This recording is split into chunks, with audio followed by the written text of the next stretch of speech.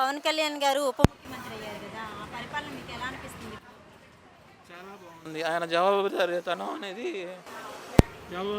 ఉండాలంటున్నాడు కదా! అది ఖచ్చితంగా ఉంది. ఇప్పుడు జగన్ గారు అసెంబ్లీకి రాకుండా ఢిల్లీలో పోరాటం చేస్తున్నాం అని చెప్తున్నారు కదా! దాని మీద మీ అభిప్రాయం? అతను ఢిల్లీకి వెళ్ళేది దీని గురించి కాదు, తన కేసుల గురించి మాట్లాడుకోవడానికి. రాజకీయానికి శవం సాయం చేయని జగన్‌కి ఏంటండి తేడా? రాజకీయానికి శవం సాయం అంటే మొన్న ఒక ఇన్సిడెంట్ జరిగింది కదా!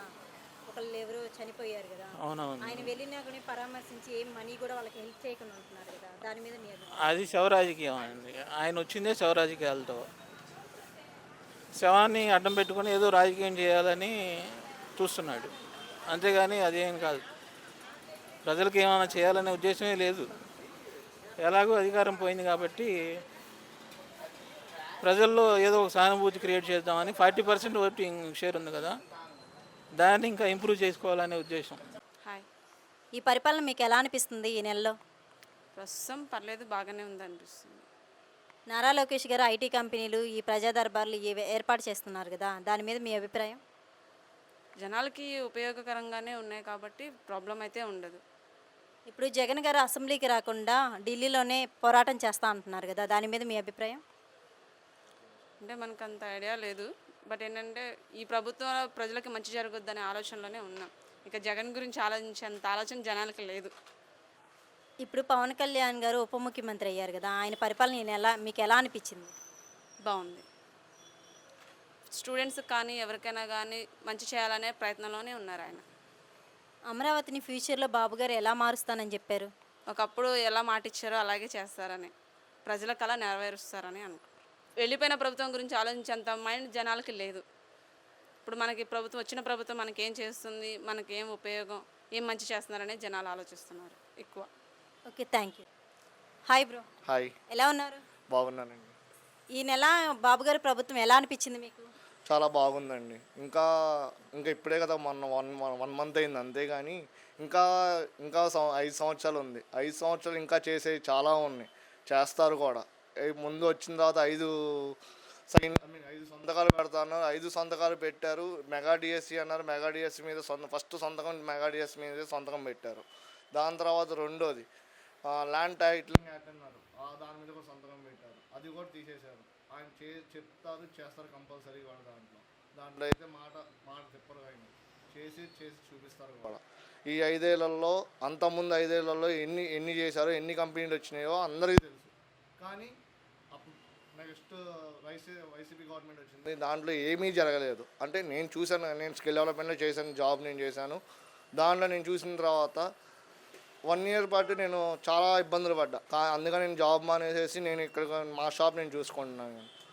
దాంట్లో చాలా లొసుగులు ఉంటాయి, కానీ మనం చెప్పకూడదు. ఇప్పుడు నేను దాంట్లో నుంచి వచ్చేసాను కాబట్టి నేను చెప్పకూడదు, కానీ జరుగుతూనే ఉన్నాయి. కానీ అట్లా చంద్రబాబు గారు కూడా దాని గురించే పెట్టారు. స్కిల్ డెవలప్మెంట్ అవకతవకలు జరిగినాయని చెప్పేసి ఆయన 15 రోజులు 25 రోజులు కస్టడీలో పెట్టారు. అది కూడా తెలుసు, అది ఎందుకు మనం చెప్పకూడదు. ఇంకోటి ఏంటంటే బాబు గారు వచ్చింది ఒక విజన్తో వచ్చారు. అది విజన్ కూడా బాబు గారు మన అమరావతిని ఎలా మారుస్తానని చెప్పారు. యాజ్ ఎ సింగపూర్ లాగా చేస్తాను, అది చేసి చూపిస్తారు కూడా ఈ 5 ఏళ్లలో. అంటే 5 ఏళ్ళలో సరిపోదు, ఇంకొక 5 ఏళ్ళు వస్తే ఆయన చేసి చూపిస్తారు కూడా. అది ఇప్పుడు ఈ ప్రభుత్వం వచ్చాక ఇసుక ఫ్రీగా ఇస్తున్నారు కదా, దాని మీద మీ అభిప్రాయం ఏంటి? మంచిదే అండి. అంతకుముందు ప్రభుత్వంలో ఇసుక 25,000, ఒక ట్రాక్టర్ ఇసుక 25,000. అంతకుముందు ప్రభుత్వంలో 1,500. ఇప్పుడు వచ్చింది ఫ్రీగా ఇస్తున్నారు. అంతకుముందు ఏంటంటే జనాలకి ఏంటి చేసేవాళ్ళు తాపీ మేస్త్రులు అసలు లేదు, ఇప్పుడు ఉంది, ఇప్పుడు వస్తుంది కూడా. ఇంకా ఈ 5 ఏళ్లలో బాగా సంపాదిస్తారు, బాగా చేసుకుంటారు, పనులు ఉంటాయి కాబట్టి ఇసుక కూడా ఫ్రీగా ఇస్తున్నప్పుడు చాలా పనులు జరుగుతూ ఉంటాయి, కన్స్ట్రక్షన్ జరుగుతూనే ఉంటుంది. అటు వాళ్ళకి లబ్ధిదారులు వస్తూ ఉంటారు, జనాలు డబ్బులు వస్తూ ఉంటాయి, చేసుకుంటూ ఉంటారు. అది ఇప్పుడు పవన్ కళ్యాణ్ గారు ఉప ముఖ్యమంత్రి అయ్యారు, ఆయన మీద ఏదన్నా మార్క్ ఉందంటారా? ఏం లేదండి. ఆయన చెప్తుంది ఆయన చేస్తూనే ఉన్నారు. ఆయన చెప్పింది ఇప్పుడు ఒకవేళ నాకు ఇట్లా సహాయం కావాలి అంటే అమ్మటినే ఆయన స్పందిస్తారు కూడా పవన్ కళ్యాణ్ గారు. వైజాగ్లో ఒక చిన్న పాపని థెఫ్ట్ చేస్తే అమ్మాయిని కూడా తీసుకొచ్చి మొత్తం కరెక్ట్గా 7 రోజుల్లో తీసుకొచ్చి చూపించారు. ఆయన చెప్పింది చేసి చూపిస్తారు, చేస్తారు కూడా. జగన్ గారు రాజకీయ సెవెన్తో సహాయం చేయట్లేదు అన్నారు కదా, దాని మీద మీ అభిప్రాయం? అంటే రాజకీయానికి ఇప్పుడు సెవెన్ అడ్డం పెట్టుకుని వస్తున్నారని చెప్తున్నారు కదా, దాని మీద మీ అభిప్రాయం? ఆయన అంతకుముందు చేసినవి కూడా చాలా ఉన్నాయి. అవి మనం బయట పెడితే అందరికీ తెలిసిందే. ఏంటంటే కరోనా టైంలో ఒక ఆయన్ని డాక్టర్ N95 మాస్కులు అడిగితే కూడా ఇవ్వలేని పరిస్థితి, ఆయన్ని తీసుకొచ్చి స్టేషన్లో పెట్టి చంపి రోడ్డు మీద కొట్టి చంపేశారు కూడా. అది మనం చెప్పకూడదు. ఇప్పుడు జగన్ గారు ఢిల్లీ వెళ్ళి ధర్నా అలా చేస్తానని చెప్తున్నారు కదా, దాని మీద మీ అభిప్రాయం? వేస్ట్ ఆఫ్ టైం అంతే. ఒక్క మాటతో అంటే వేస్ట్ ఆఫ్ టైం అంతే. ఏం చేసేది ఏం లేదు దాంట్లో. అది ఎన్ని చేయాలనుకున్నా చేయాలనుకున్నా అది ఏమీ జరగదు. చేసుకోమనండి, చేయమనండి అంతే. అంటే అసెంబ్లీ రాకుండా ఆయన నాటకాలు ఆడుతున్నారంటారా? ఇప్పుడు 11 మందితో ఆయనది ఏమీ లేదు అక్కడ. అది చేసేది ఏం లేదు. ఆయన అందుకనే రావట్లేదు, అంతే తేడా. ఆయన్ని దాన్ని ఏమంటారు, అసెంబ్లీలో ఒక స్థానం కూడా లేదు ఆయనకి. ఇంకా 11 మందితో ఏమీ లేదు. అది ఓకే, థ్యాంక్ యూ. ఓకే. ఆయన ఇవన్నీ కారణాలు పట్టుకొని మళ్ళీ సీఎంగా రావాలనుకుంటున్నారు. సో దాని మీద మీ అభిప్రాయం? మళ్ళీ రాజకీయాల్లోకి వస్తారంటారా? ప్రజలు జగన్మోహన్ రెడ్డిని నమ్మే పరిస్థితుల్లో లేరు. జనం భయభ్రాంతులైపోయి ఉన్నారు. గత 5 సంవత్సరాలు ఈయన పరిపాలన చూసి, ఇతను వ్యవస్థలను భ్రష్టుపట్టించిన విధానాన్ని చూసి ప్రజలు భయభ్రాంతులుగా ఉన్నారు. 5 సంవత్సరాలకు కూడా కాదు, 10 సంవత్సరాలకు కూడా జగన్ చేసినటువంటి అరాచకాలని, జగన్ చేసినటువంటి దుష్పరిపాలనని ప్రజలు ఎప్పటికీ మర్చిపోరు. అతను రాజకీయాల్లో ఉండటం కాదు, జైల్లో ఉండాల్సిన వ్యక్తి, ఆర్థిక ఉగ్రవాది. గతంలో ప్రజలు సొమ్ము దండుకొని అతని మీద కేసులు ఉన్నాయి. నిన్నటిదాకా సీఎంగా ఉండి ప్రతి శుక్రవారం కేసుకి వెళ్ళకోకుండా నేను సీఎంగా ఉన్నాను, ప్రజలు పరిపాలన అందించాలని చెప్పి కళ్ళబుల్లి కబుర్లు చెప్పారు. ఇవాళ హైకోర్టు రోజుకి అతను వాయిదాలు దగ్గరగా వేస్తూ ఉంది. రోజు మార్చి రోజు కేసులు వేస్తూ ఉంది.